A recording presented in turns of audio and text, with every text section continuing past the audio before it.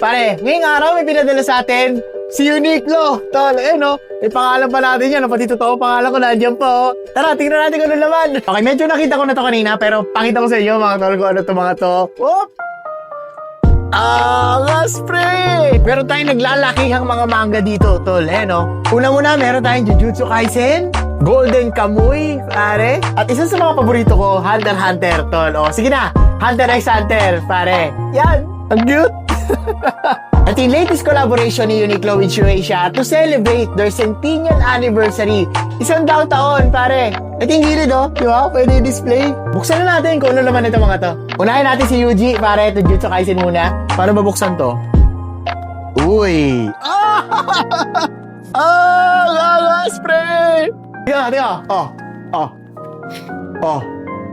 Di ba? Gagas, pre! Sisuko na, di ba? Panalo to. Sunod naman, si Golden Kamuy, pare. Kilala niyo ba to? Isaichi Sugimoto, pare. Uy! Kakaibang kulay, pre. Green. So, kayo makakita ng design. Ayan sa harap. Sa likod. Ayan, di ba? Simple lang. Nakalagay, Golden Kamuy. Ayan, may mga kalbo.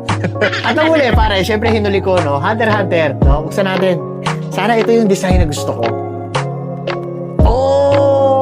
Sinani ka. Di ba? Hinuwa. At saka, sino yung kapatid? Nakalimutan ko. Sinani ka kasi nasa isip ko. Yung lagi niya binabanggit eh. Si Aloka. Aloka Soldic, pare. Yan. Hindi ko nakalimutan, ha. Tignan niyo yung itsura ng design sa likod. Di ba? Napakalupit.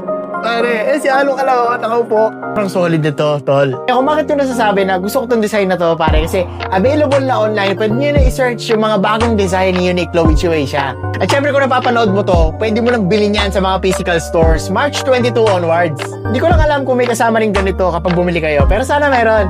Thank you, Uniqlo. Unang collab ko to sa inyo. Syempre, as a Uniqlo guy myself, di ba? Komportable kasi. Mga tarin eh. And looking forward ako palagi sa mga video game and anime collaboration gaya nitong Shueisha anniversary, pare. Guns! Alam mo ba? May gusto akong bilhin na isa eh. Ito,